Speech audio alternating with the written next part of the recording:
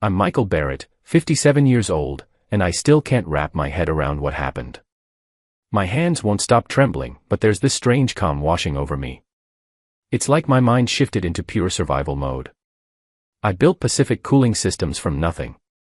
28 years ago, I started in a cramped garage with second-hand tools and a dream. Today, we pull in $12 million annually with 45 people on payroll. My son Ryan, 32, joined us 6 years back as operations manager. He earned that position fair and square. The kid went to Stanford, cut his teeth at 2 solid companies before coming home. I was proud as hell when he walked through our doors. My wife Jennifer, 54, stopped working after our wedding.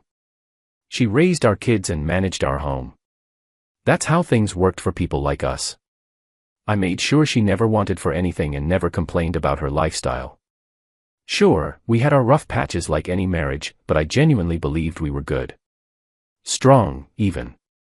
Last Tuesday shattered that illusion completely. A supplier meeting wrapped up early, so I headed home around 2 in the afternoon. There was this sleek BMW sitting in our driveway. I figured Jennifer had company over. Nothing unusual. I came in through the garage and heard voices drifting from my home office. The door stood slightly ajar. I was about to announce myself when Ryan's voice stopped me cold. So realistically, how long does the whole process take? A stranger's voice responded. If we establish a clear pattern of concerning behavior, 3 to 4 months. Documentation is everything here. Jennifer chimed in. He forgets things constantly. Repeats himself. Last week, he blanked on the neighbor's name completely. I stood frozen in that hallway. Every word felt like ice water in my veins. The stranger continued. Perfect. We need more instances. Doctor visits where he seems confused. Missed appointments. Any questionable business decisions. Ryan spoke up. He vetoed the Riverside contract last month. Made absolutely zero financial sense. Let me give you context on that Riverside deal.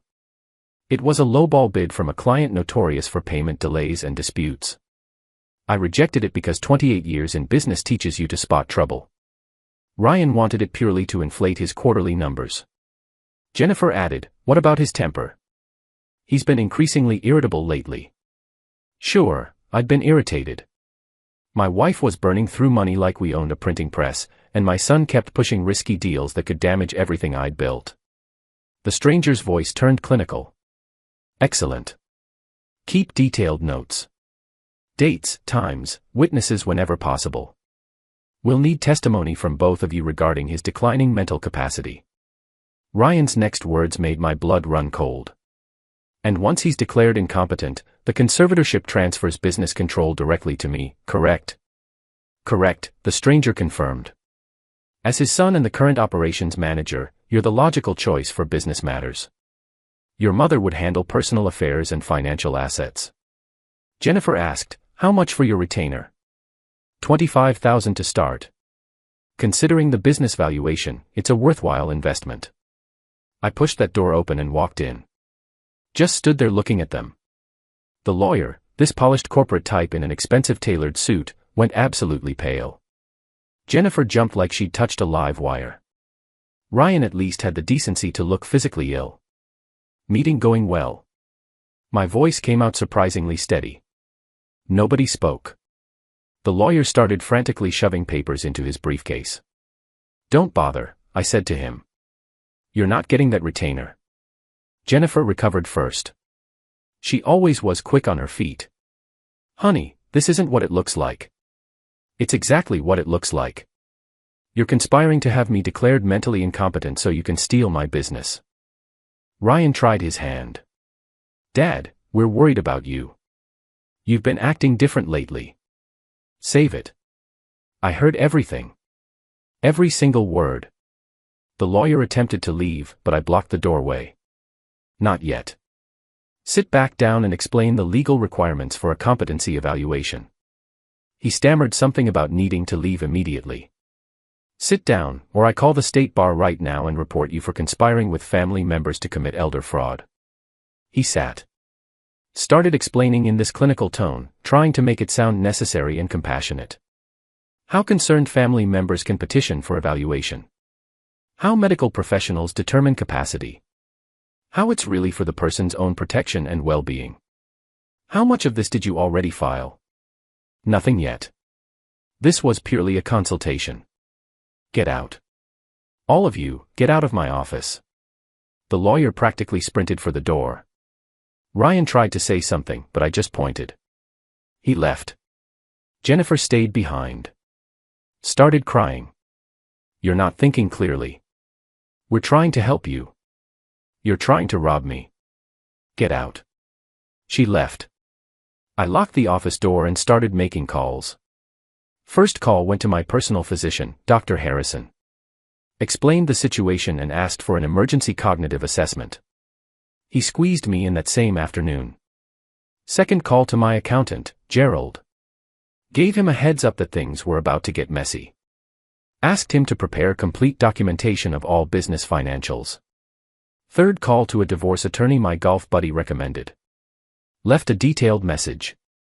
Fourth call to my corporate attorney, Thomas. Explained everything and asked about steps to protect the business. The cognitive assessment took 2 full hours. Memory tests, problem-solving exercises, detailed questionnaires. Dr. Harrison has known me for 15 years. He was genuinely angry when I explained why I needed the evaluation. Your mind is sharp as ever, Michael. I'll have a complete written report by tomorrow documenting your full cognitive health. I got home around 7 that evening. Jennifer was in the living room, red-eyed from crying. Ryan was there too. Jennifer started. We need to talk about this rationally. Agreed. Here's rational. You two attempted to commit legal fraud. I have a witness in that lawyer, and I recorded the entire conversation from the hallway after I walked in.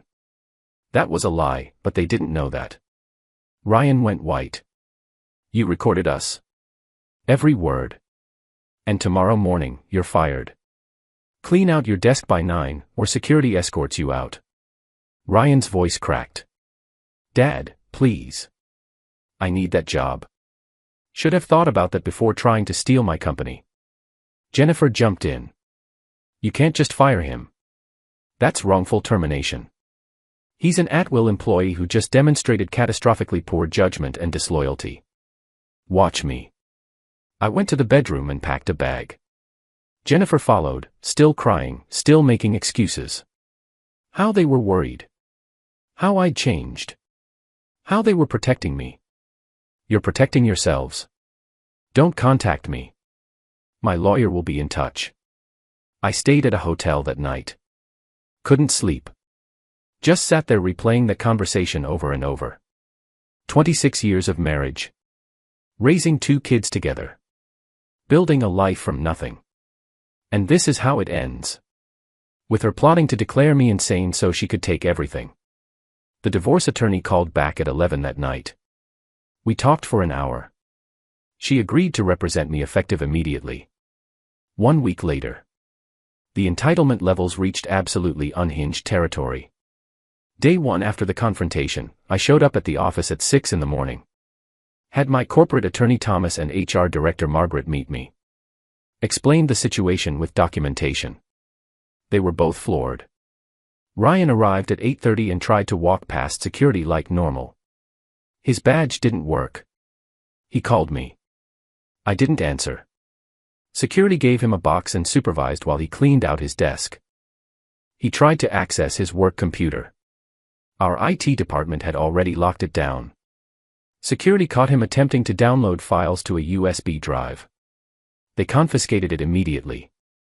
That USB contained client lists, supplier contacts, our entire operations manual, and financial projections. He wasn't just getting fired. He was planning to compete directly against me. My corporate attorney sent him a cease and desist by noon. The non-compete clause in his employment contract was ironclad. He'd signed it 6 years ago without bothering to read it, apparently. Meanwhile, Jennifer was blowing up my phone. I counted 89 calls and texts that first day alone. Everything from, how could you, to, you're destroying our family, to, I'll take you for everything in the divorce. My divorce attorney's response was beautiful.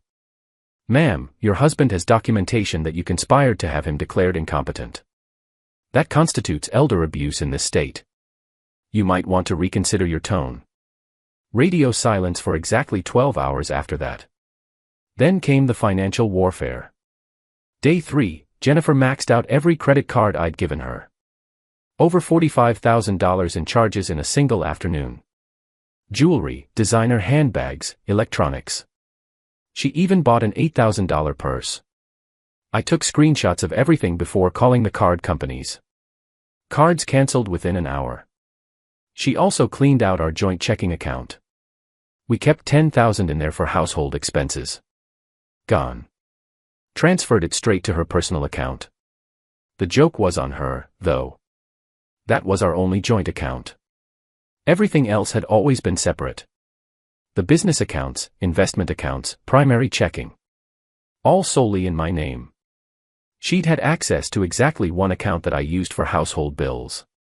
Day 4 brought a letter from her attorney demanding temporary spousal support of $15,000 monthly to maintain the marital standard of living. Also demanding I vacate our marital home and continue paying the mortgage while she lived there. My divorce attorney actually laughed out loud. Then sent back a response listing the elder abuse conspiracy, the credit card fraud, and the asset dissipation. Offered $3,000 monthly temporary support and suggested Jennifer find employment. Day 5, my daughter Emma called. She lives 2 states away and works as a physical therapist. Dad, what's going on?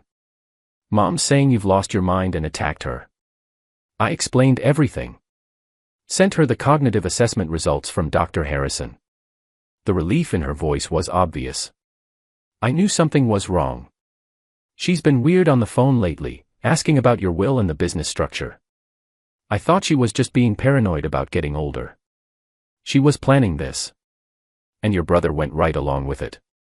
He was driving it, Emma said softly. She started crying. I can't believe they'd do this. Neither can I, sweetheart. Then came the really dirty tactics. Day 6, Ryan filed for unemployment. Listed wrongful termination without cause as the reason. The state sent me a questionnaire. I attached the cease and desist letter, documentation of his attempted data theft, and a signed statement from Margaret in HR. Unemployment claim denied within 48 hours. Also on day 6, I got a call from my business insurance company. Someone had filed a claim saying I'd made threatening statements to employees and created a hostile work environment. Anonymous report. I pulled the security footage. Ryan had been talking to 3 employees in the parking lot the day before I fired him. Those same 3 employees suddenly submitted complaints to HR about my erratic behavior and angry outbursts.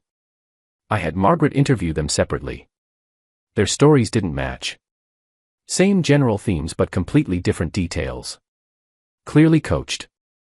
I didn't fire them. Instead, I gathered the entire company for a meeting. Explained that I'd fired Ryan for cause. That some false reports had been made. And that anyone who participated in making false statements should reconsider their employment choices. 2 of the 3 resigned that afternoon. The 3rd came to my office crying, apologizing. Said Ryan had promised him a management position when he took over the company. I appreciated the honesty. Kept him on with a final written warning. Day 7, Jennifer showed up at the office. Security called me. I went down to the lobby. She looked awful. Hadn't slept properly. Makeup couldn't hide the stress. We need to talk. Through attorneys only. Please. I'm your wife. You're my soon-to-be ex-wife who tried to have me declared insane. She actually tried to play the victim. I was scared. You've been different, distant. Ryan was worried. Ryan wanted to steal my company. You wanted access to my money. That's it. Don't dress it up as concern. The kids need help. They're struggling. There it was. What do you mean they're struggling? She froze. Realized she'd said too much. What do you mean? I pressed. Ryan has some debts. Credit cards, a business loan that didn't work out. How much? She wouldn't say. I called Gerald, my accountant, right there. Had him run Ryan's credit report. $127,000 in debt. Credit cards, personal loans, 2 car leases he couldn't afford. Plus a $50,000 loan for some cryptocurrency investment scheme that collapsed. That's what this was really about. Ryan needed money desperately. Jennifer wanted to maintain her lifestyle. And they decided the easiest solution was to take everything from me. Get out. Don't come back. She started crying again. Security escorted her out. That night, I sat in my apartment going through old documents. Found Ryan's employment file. His salary was $95,000. Good money for someone his age, but apparently not enough when you're leasing 2 luxury cars and buying bottle service at clubs. Found old bank statements showing I'd given Jennifer $30,000 2 years ago for home renovations that never happened. Just gone. I'd been funding their irresponsibility for years without realizing it. The betrayal hurt worse than anything. Not the money. I've got plenty. It's that they looked at me and saw a mark. An obstacle. Something to remove. You spend decades building a life with someone. You trust them with everything. Your dreams, your fears, your vulnerabilities. And then you find out they'd throw you away the second it benefited them. That's the real theft. Not the attempted fraud. The stolen years. But here's what I learned. Trust your instincts. When something feels wrong, investigate. Don't let people gaslight you into doubting your reality. I almost dismissed what I overheard. Almost convinced myself I misunderstood. Almost let them explain it away. If I had, I'd be in conservatorship right now. Ryan would control my business. Jennifer would control my assets. And I'd be sitting in some facility being told my own thoughts weren't valid. Emma flew in that weekend. We had dinner. She was furious at them but worried about me. Dad, are you okay? Like really okay? I'm tired, but I'm not crazy. I know you're not. I read Dr. Harrison's report. You're sharp as ever. They almost convinced me I wasn't. That's the messed up part. I started questioning myself. That's the real damage, Emma said. They didn't just try to steal from you. They tried to make you doubt your own mind. I'm okay with how I handled it. Was it ruthless? She asked. Maybe. But they tried to destroy me. I just defended myself. 3 weeks later. The entitlement somehow got worse. I didn't think that was possible. My divorce attorney filed all the papers. Jennifer got served. She immediately hired the most aggressive attorney she could find. This guy with billboards all over town about fighting for your rights. His first move was an emergency motion for exclusive use of the marital home and $20,000 monthly temporary support. His argument. I'd abandoned Jennifer, and she needed to maintain her standard of living. My attorney's response brief was 30 pages of documented elder abuse conspiracy, financial fraud, and asset dissipation. Attached Dr. Harrison's cognitive assessment, the cease and desist to Ryan, and statements from Gerald about the separate accounts. The hearing was a disaster for them. Jennifer showed up dressed like she was attending a funeral. All black, minimal makeup, looking fragile and vulnerable. Her attorney started with the abandonment angle. The judge wasn't buying it. Counselor, your client conspired to have her husband declared incompetent. He has documentation. Why would he stay in that home? Your Honor, those allegations are disputed. Are they? I have a signed statement from the attorney who was present at that meeting. Turns out the scumbag lawyer Jennifer hired for the conservatorship thing got scared after Thomas threatened him with bar complaints. He gave a voluntary statement to cover himself. Confirmed every word of the conspiracy. The judge denied the emergency motion. Set temporary support at $4,000 monthly. Barely enough to cover the mortgage and utilities. No exclusive use of the home. And here's the kicker. Ordered a 50-50 split of household items with me getting first choice since I'd moved out. Jennifer lost it in the courtroom. Started yelling about how she couldn't survive on $4,000, how I was trying to make her homeless. The judge cut her off. Ma'am, your husband alleges you conspired to commit elder abuse. The court is being generous with this support order. I suggest you accept it and retain counsel who will give you realistic expectations. Her attorney tried to recover, but the damage was done. Outside the courthouse, Jennifer tried to approach me. My attorney blocked her. You're destroying me. I gave you the best years of my life. You tried to have me declared insane. We're done. But the real chaos started after that hearing. Ryan, desperate and stupid, started calling my business clients, telling them I was having health issues and offering his services as a consultant who knew my systems inside and out. 3 clients called me directly. I thanked them for the heads up and forwarded everything to Thomas. We sent cease and desist letters and threatened tortious interference lawsuits. Ryan's response: he tried to start his own competing business. Filed the LLC papers and everything. Called it Premier Refrigeration Solutions.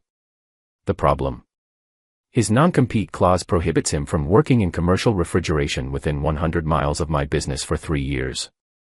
Thomas sent him a letter. We'd sue him into bankruptcy if he opened that business. Ryan sent back a response claiming the non-compete was unenforceable and he had free speech rights to contact potential clients. We filed for a temporary restraining order and preliminary injunction. Got a court date for 2 weeks out. Meanwhile, Jennifer's dirty tricks escalated. She started calling my sister Patricia, my elderly mother, my business partners. Anyone she had numbers for. Telling them I'd had a breakdown and wasn't myself. That I'd turned on my family without reason. Patricia called me laughing. She tried to tell me you've lost it. I told her you've always been the sanest person I know, and she should get professional help. My mother called me crying. She's 82 and doesn't need this stress. What's happening? Jennifer says such terrible things. I drove to my mother's place. Sat with her for 2 hours explaining everything. Showed her the cognitive assessment. Explained the conspiracy. She was horrified. I never liked that woman. Too concerned with appearances. But I thought she loved you. She loved what I provided. My mother hugged me. You'll get through this. You're strong. But Jennifer wasn't done. She went to my country club. Started telling people I was going through something. Implying I was mentally unwell.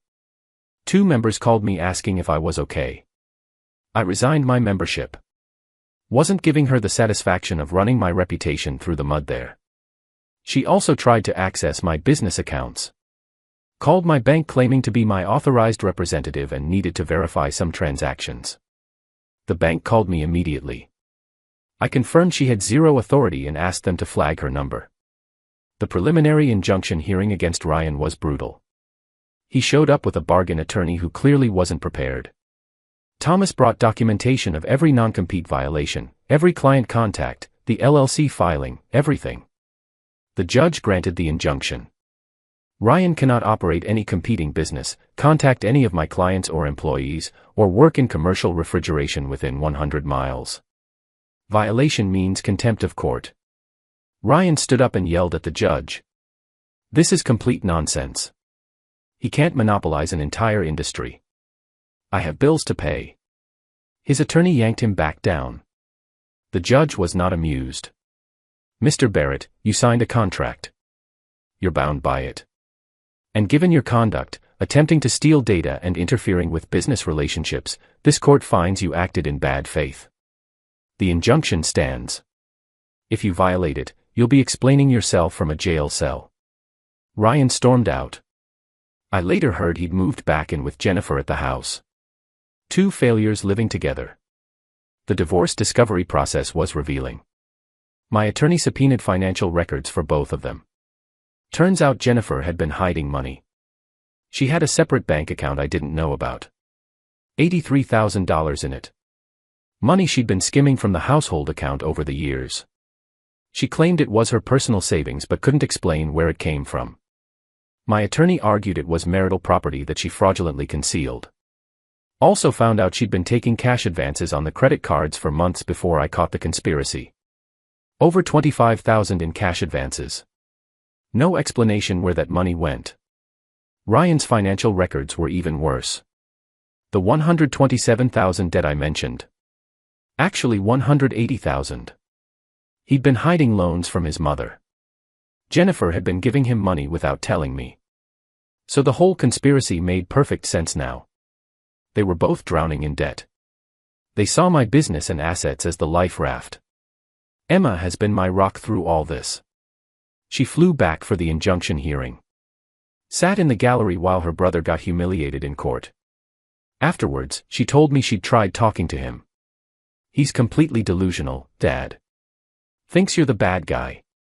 Says you overreacted. That they were just exploring options for your care. They were planning to commit fraud. I told him that. He hung up on me. Last week, I got a letter from Ryan. Handwritten, bizarre. It started normal. Apologizing, saying he made mistakes. Then it got weird. He started blaming me for his failures. Said I never believed in him. Said I held him to impossible standards.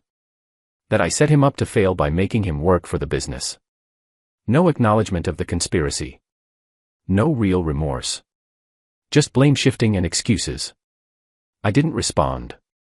Forwarded it to my attorney in case we need it later. Meanwhile, I'm running the business like nothing happened. Promoted my assistant operations manager to replace Ryan. Guy's been with me 12 years. Knows the systems inside and out. Company's actually running smoother now. Had a staff meeting last week. Addressed the elephant in the room directly. Some of you know my son no longer works here. Some of you heard stories. Here's the truth. He violated his employment agreement and acted against the company's interests. This is now behind us. We move forward. Nobody asked questions. They could read between the lines. Got preliminary divorce settlement discussions scheduled for next month. My attorney is pushing for a fast resolution. Jennifer's attorney is stalling, hoping I'll get tired and settle for more. Not happening. I'm petty enough to drag this out as long as needed. The house is becoming an issue, though. It's in both our names. Worth about $800,000. My attorney wants to force a sale. Jennifer wants to keep it. Wants me to buy her out at full value. I offered 40% of equity, citing her fraudulent behavior and hidden accounts. She rejected it.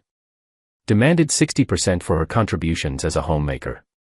My attorney's position is she gets 30% maximum. And that's being generous given the elder abuse conspiracy. We'll see what the judge says. Final resolution. 2 months later, it's over. Mostly. The legal stuff is done.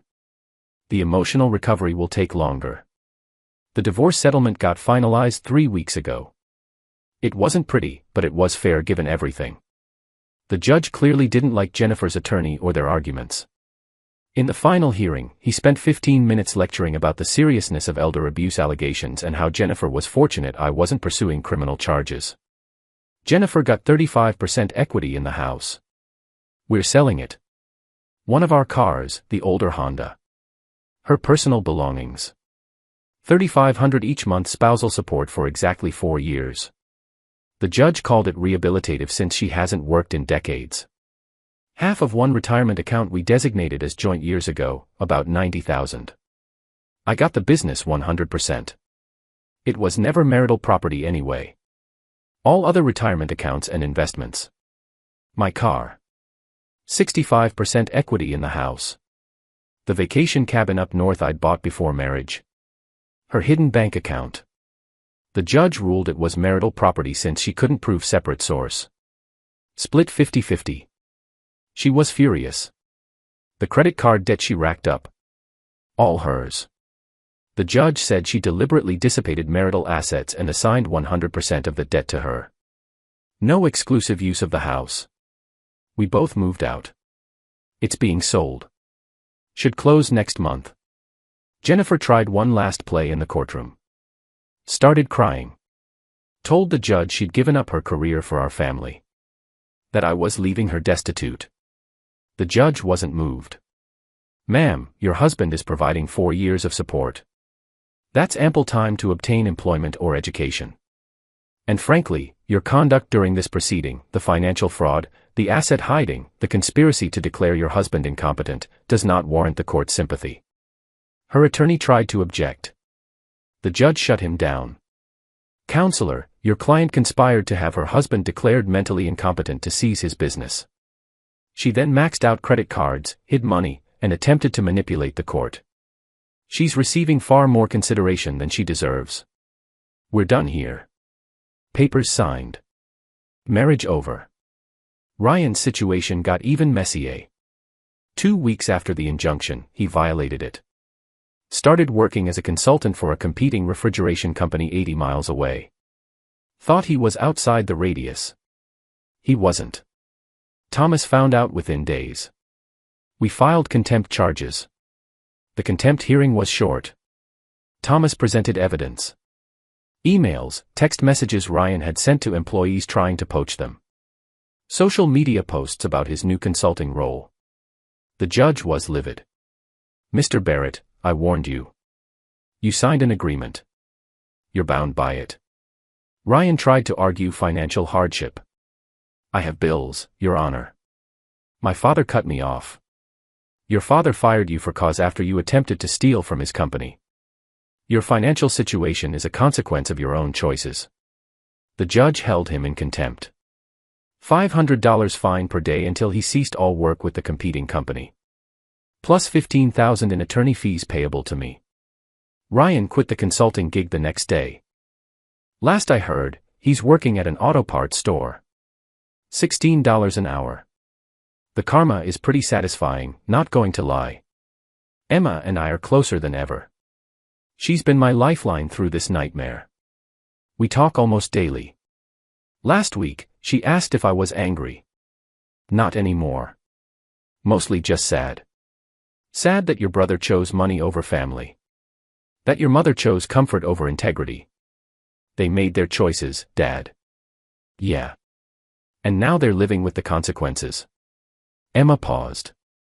Are you going to forgive them eventually? I thought about it. I don't know. Maybe someday.